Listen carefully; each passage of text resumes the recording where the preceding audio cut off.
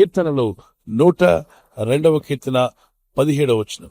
ఆయన దిక్కులేని దరిద్రుల ప్రార్థన నిరాకరింపక వారి ప్రార్థన వైపు తిరిగి ఉన్నాడు. నీతిమంతుల ప్రార్థన ఆయన వింటున్నాడు. అలాగే దిక్కులేని దరిద్రుల ప్రార్థన కూడా నిరాకరించకుండా ఆయన మీ వైపు తిరిగాడట. ఎవరి వైపు అంటే, దిక్కు లేదు నాకు ప్రభా, నాకు దిక్కు అని బాధపడుతున్నావా? నీవు ప్రార్థన చేస్తే దేవుడు నీకు దిక్కు అయి ఉంటాడట. దేవునికి స్తోత్రం కలుగును గాక. అలాగే దరిద్రుల అన్నాడు. చాలా మంది వాళ్ళు దరిద్రులు, వీరు దరిద్రులు అని చెప్తారు. ఓకే, దరిద్ర స్థితిలో ఉండి కూడా నువ్వు ప్రార్థన చేస్తే నీ ప్రార్థన దేవుడు వింటాడట. దేవునికి స్తోత్రం కలుగును గాక. సో లోకం నీ గురించి, నీ స్నేహితులు, బంధువులు దరిద్ర స్థానంలో ఉన్నావని నేను తక్కువగా చూస్తే నువ్వు భయపడద్దు. దేవుడు నిన్ను ఎక్కువగా చూస్తున్నాడు. దేవుని త్రాసులో నువ్వు తేలిపోవు కానీ ఎక్కువగా తూగుతావు. ధనవంతులు ఎందరో ఉన్నారు, దేవుని త్రాసులో వాళ్ళు తేలిపోతున్నారు. బెల్షజర్, నెబుకద్నెజర్ వాళ్ళంతా గొప్ప రాజులుగా ఉన్నారు ఆ రోజుల్లో. కానీ దేవుని త్రాసులో ఏమయ్యారట? తేలిపోయారు. దేవుని త్రాసులో మనం ఎక్కువగా తూగాలి. అందుకంటున్నాడు, దిక్కులేని దరిద్రుల ప్రార్థన వైపు ఆయన తిరిగి ఉన్నాడు. దరిద్ర స్థితిలో ఉన్నావా? నాకెందుకు ఈ దరిద్రాన్ని కూర్చుంటే నీకు ప్రార్థనకు జవాబు రాదు. ఇబ్బందుల్లో ఉన్నావా? నాకు ఎప్పుడు ఇబ్బందులను కూర్చుంటే నీకు ప్రార్థనకు జవాబు రాదు. ఇంకా బాధలు పెరిగిపోతాయి, సమస్యలు పెరిగిపోతాయి. ఆ వాక్యాన్ని అర్థం చేసుకో. దిక్కులేని దరిద్రుల ప్రార్థన వైపు ఆయనే తిరిగాడంట. ధనవంతులు ఎవరి వైపు తిరుగుతారు? ధనవంతుల వైపు తిరుగుతారు. మనం ఎవరి వైపు తిరగాలి? కాబట్టి మన మనసు ఎవరి వైపు తిరుగుతుందో ఆలోచన చేయండి. మనం చేసిన సృష్టికర్త వైపు మన మనసు తిరగాలి. ఎబేష్ తన దగ్గర ఏమీ లేదు. వేదనలో ఉన్న నా బ్రతుకు ఎవరు బాగు చేస్తారని దేవుడైన ప్రభునకు ప్రార్థన చేయడం ప్రారంభించాడు. దేవా, నా సరిహద్దులను విశాలపరచు. ఏ స్థితిలో ఉన్నాడు? దీన దరిద్ర స్థితిలో ఉన్నాడు. ఇక్కడ వాక్యం ఏం చెప్తుంది?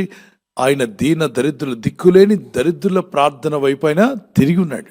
కొంతమంది మీరు అనుకోవచ్చు, భక్తుల ప్రార్థన వైపే దేవుడు తిరిగాడేమో, ఆ సేవకులు చేసే ప్రార్థన వింటాడేమో, మా ప్రార్థన వినడేమో, మేము దరిద్రులం కదా, దిక్కులేని వారం కదా, మా ప్రార్థన వినడేమో అనుకుని మోసపోతున్నటువంటి నా సహోదర సహోదరులు ఎవరన్నా ఈ మాటలు వింటుంటే, నీ ప్రార్థన వైపు దేవుడు తిరిగి ఉన్నాడు. నువ్వు ప్రార్థిస్తే నీకు సహాయం చేయడానికి నీ ప్రార్థన వైపు తిరిగాడట. మీ భోజనం టేబుల్ వైపు తిరగలేదు ఆయన. మీ ఇంట్లో ఏదో వండుకున్నారు, దాని వైపు, తిండి వైపు తిరగడు. మీ బ్యాంకులో బ్యాలెన్స్ ఉందంటే మీ వైపు తిరిగే దేవుడు కాదు ఆయన. ఆయన ఎవరి వైపు తిరిగి దిక్కు లేదు నాకు అని ఏడుస్తున్నావే, వారి వైపు ఆయన తిరిగి ఉన్నాడట. నువ్వు శత్రువులను క్షమించు, ప్రార్థన చేయి. ఆయన ఎప్పుడు ఎవరికి ఎలా చేయాలో ఆయనకి బాగా తెలుసు. కాబట్టి అన్ని ఎరిగిన దేవుని మీద ఆధారపడదాం, ప్రార్థన చేసుకుందాం. నీ ప్రజలు ప్రార్థిస్తుండగా మా ప్రార్థనలకు జవాబు మా కంటి ముందే ఉంచుతావు నాయన. నీ ప్రజలు ఎవరైతే కన్నీళ్లతో ప్రార్థిస్తున్నారో వారికి ప్రార్థనకు జవాబు వారి ఇంటి ముందుకు వచ్చునుగాక. సహాయం దయచేసి బలపరచండి. నీ ప్రజలను ఆదుకున్నవాడు నీవే.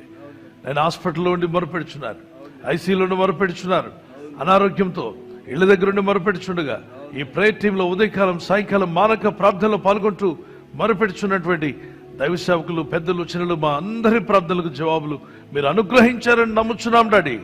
ప్రతి ఒక్కరు విన్నపాలను ఆలకించి ఆశ్చర్యకరుడు, అద్భుతకరుడు, ఆలోచనకర్త, అద్భుతమైన కార్యాలు, ఆశ్చర్యమైన కార్యాలు నీ ప్రజల జీవితాల్లో జరిగించి మహిమ పొందండి ప్రభా. ఈ లోకంలో మేము జీవిస్తున్నప్పుడు మా ఆత్మీయ యాత్రలో అనుదినము నీ కృపను, నీ దయను తలంచుకుంటూ నిన్ను స్తుతిస్తూ జీవించే కృపను మాకు దయచేయండి. మీ రెక్కల చోటున మమ్మల్ని కాచి కాపాడారు, ఇక ముందు కూడా మమ్మల్ని కాపాడబోతున్నారు. ఈ రాత్రి నెమ్మదితో పండుకొని సురక్షితంగా కాపాడబడినట్లుగా నీ అగ్ని కంచి వేసి మమ్మల్ని కాపాడండి. మీ చిత్తములో కొనసాగే కృప మా అందరికీ దయచేయమని యేసుక్రీస్తు ప్రశస్త నామములో మీరందరికీ చక్కని నిద్ర దయచేసి తెల్లవారు లేచి కృపను మాకిమ్మని క్రీస్తు నామములో అడిగి వేడుకుంటున్నామా పరలోకపు తండ్రి. ఆమేన్, ఆమేన్. ఈ వాగ్దానం విని ఊరుకోవద్దు. వాగ్దానం విన్నాక ఆమేన్ చెప్పి ఇతరులందరికీ షేర్ చేయండి, లైక్ చేయండి. అలాగే సబ్స్క్రైబ్ చేయని వారందరూ సబ్స్క్రైబ్ చేయండి. ఈ దేవుని మాటలు అనేకులకు చేరవేయండి. Good night. God bless you.